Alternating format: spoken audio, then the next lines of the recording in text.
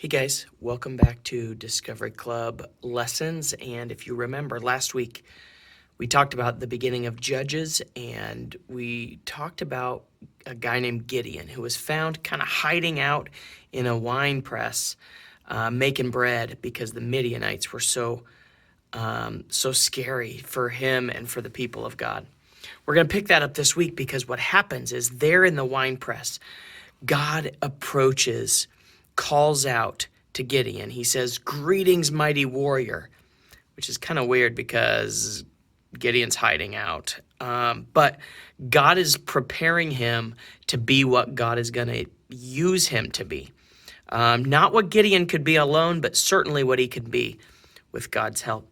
So he starts by telling Gideon, "I'm going to use you to defeat the Midianites. But first, we got to take care of some problems." And the first problem is that his own people have started to worship Baal and other false gods of their neighbors and other groups of people. And so they've built all these idols up. And so God says, "Gideon, first off, you need to go destroy those idols." Now, Gideon, if you remember, we're hiding out in our wine press. We're hiding out in our tent because we're afraid. And Gideon's still kind of afraid. So when God tells him to tear down those idols, he waits until nighttime, and then he goes. And he goes out and he tears everything down, destroys them all.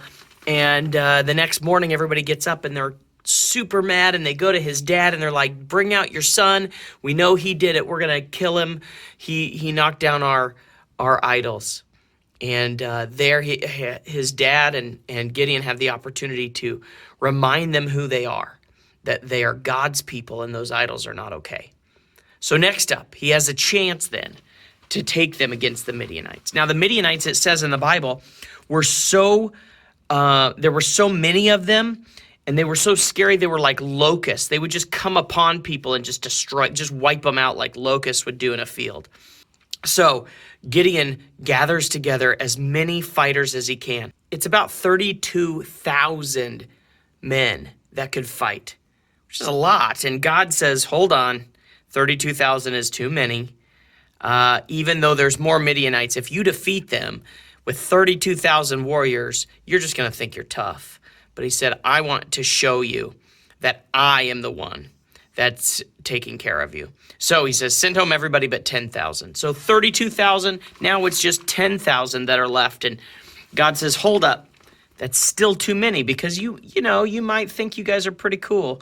And so he says, I'm gonna make sure that you know that it is your God who is winning this battle for you. So he sends home all but 300 warriors. Now, Gideon and 300 warriors have to go against this huge swarm of Midianite warriors. And as they do it, God says, "I'm going to tell you what you need to do. You're going to go out and you're going to surround the whole place. And you're going to, kind of like you remember in Jericho, they marched around and then God made the walls fall down. In this case, he says, you're going to, at the time that I give you the signal, everybody's going to yell a sword for the Lord and for Gideon, and everybody inside, all of the Midianites are going to freak out." So why is that? Well, actually before this, when Gideon wasn't all that sure that this was going to work, God said, "Why don't you go sneak up to their campsite and listen and see?" And God says, "I'm preparing them for this." And so Gideon goes and he sneaks up and he finds out, he overhears them. They're like having dreams about how this guy Gideon is going to lead God's people against them.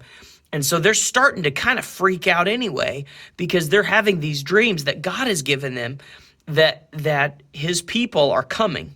So when Gideon gathers his 300 men and they gather around the Midianite camp, and all at once they start shouting, "A sword for the Lord and for Gideon." The sword of the Lord and for Gideon. The sword of the Lord and for Gideon. The sword of the Lord and for Gideon. The sword of the Lord and for Gideon. When they name drop Gideon, all of those Midianites remember their dreams, they remember their fears, and they freak out to the point that they start killing each other instead of killing Gideon's men. And Gideon and his 300 warriors defeat the Midianites. Obviously, they didn't do it with their own power because there's no way they could have done that. But because of God's work with his people, because God was faithful, remember all the way back, he's continued to be faithful through everything he's been doing. He continues to be faithful. But he also, in this story, he reminds his people whose they are. That it's not just that they want to, live in their promised land and do whatever they want. They are called to be the people of God, and they were messing up there.